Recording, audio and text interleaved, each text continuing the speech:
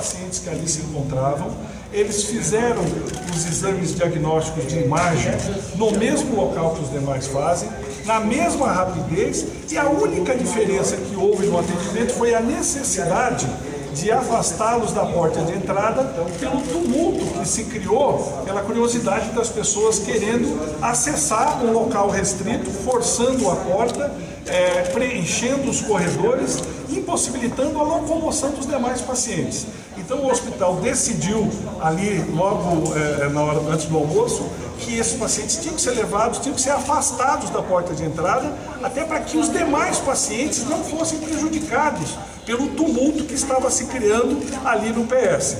Com exceção disso, não houve nenhuma diferença. É importante destacar que esses pacientes foram, os nove pacientes ficaram numa única enfermaria, num único local, sendo atendidos depois do primeiro atendimento, depois do diagnóstico, e no final da tarde foram transportados em destino ao hospital fora de Campo Grande. Quantos pacientes aguardam UTI aqui? Aqui na Santa Casa, nós em geral temos uma lista de 5 a 6 pacientes aguardando UTI. Eu não consigo lhe precisar nesse momento quantos são, porque esse número varia ao longo do dia e de um dia para o outro. O acesso à UTI da Santa Casa é feito por uma classificação de risco onde não há nomes, não há origem, se é de convênio ou se é de SUS, mas o que é classificado é a necessidade, o risco de cada paciente. Hoje, todos os leitos de UTI da Santa Casa estão ocupados, como estavam no domingo, ao longo de todo o dia. Nós, além dos leitos de UTI, temos utilizados, nas circunstâncias de maior aperto, as salas do centro cirúrgico como unidades de terapia, para aqueles pacientes que deixam a cirurgia de emergência e precisam de um pós-operatório na UTI, fazendo com que o centro cirúrgico acabe travando pela ocupação desses leitos. Então, a Santa Casa vem operando já há 10 dias com a sua capacidade extremamente estrangulada dos pacientes críticos. E foi essa informação que ela fez ao Ministério Público, aos reguladores, à CESAL, à SES, para dizer: nós temos um limite no atendimento desses pacientes, mas todos os demais pacientes podem ser atendidos, poderão ser enviados para a Santa Casa. E aqueles pacientes que são referência única do hospital, que são os politraumatizados, que são a neurocirurgia e os queimados, eles foram autorizados, eles foram recomendados que continuassem vindo, independente da necessidade deles ou não de respiração artificial, porque nós somos a única referência e não podemos ter porta fechada, como não temos em momento nenhum. Vale a pena destacar também que no domingo 157 pacientes foram atendidos no pronto-socorro, dos quais até às 17 horas 21 tinham sido trazidos pelo SAMU, pelos bombeiros ou por ambulâncias do interior. Então o hospital não tem porta fechada, o hospital não nega acesso a paciente algum. Se negasse, nós não estaríamos com um atendimento acima da capacidade como estamos hoje, como estávamos domingo, como estivemos durante toda a semana. E o regulador, o coordenador do SAMU, tem autoridade sanitária para enviar qualquer paciente que demande assistência hospitalar a qualquer hospital, inclusive a Santa Casa, sem depender da anuência do hospital para isso.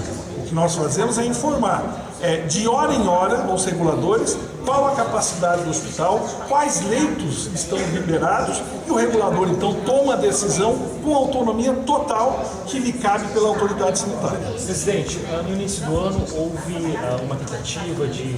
a Santa Casa avaliou a abertura de novos leitos de UTI, mas não houve resposta da Prefeitura. Explica para a gente toda essa possível negociação. Pela proposta do Ministério Público, da Promotora de Saúde, a Prefeitura tinha a obrigação de ampliar leitos, e a Santa Casa participou desse processo, oferecendo 10 leitos de UTI para serem ampliados e oferecendo 50 leitos de unidade de cuidado prolongado para serem ampliados. Essa proposta foi encaminhada à Prefeitura no início do ano e nós não tivemos uma resposta no que diz respeito a essa ampliação de leitos. Presidente, fala para a gente qual que é a realidade hoje da Santa Casa em números em relação às UTIs.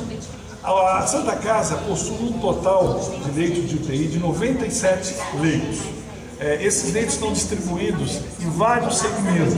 Existem, por exemplo, de UTI geral são 30 leitos, tem UTI pediátrica, neonatal, e esses leitos, eles são todos vinculados ao Sistema Único de Saúde. Se nós observarmos hoje, nós devemos ter 95% desses leitos ocupados pelo SUS.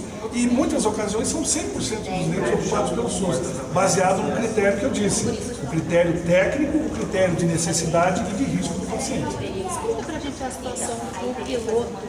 Acho que ele ficou meio mal entendido. A Santa Casa só soube que havia um nono passageiro, um nono tripulante dentro da aeronave após as 2h30 da tarde. Até então, o número que a Santa Casa tinha conhecimento era dos 8 pacientes que chegaram aqui. À tarde essa informação chegou, mas esse paciente havia sido revoado pelo SAMU e levado para uma UPA. E a decisão de para onde esse paciente deveria ser encaminhado, naquele momento ficou exclusivamente por conta da UPA. Então a Santa Casa não participou da decisão de trazê-lo para cá, como também não impediu que ele fosse atendido. E a Santa Casa entende que um paciente vítima de um acidente aéreo precisa de uma assistência, precisa de diagnósticos, principalmente os de imagem, qualificados, para poder descartar o risco de politrauma. Infelizmente, não foi esse o entendimento que a coordenação do SAMU teve. Ela entendeu que aquele paciente não deveria ter vindo para cá e tentou impedir, inclusive, pela informação que eu tenho, que esse paciente viesse. Quando ele chegou, foi atendido como todos os outros pacientes que vieram, inclusive os do SAMU que foram trazidos. Página Brasil. A notícia em um clique. Acesse paginabrasil.com, uma empresa do Grupo Capital de Comunicação.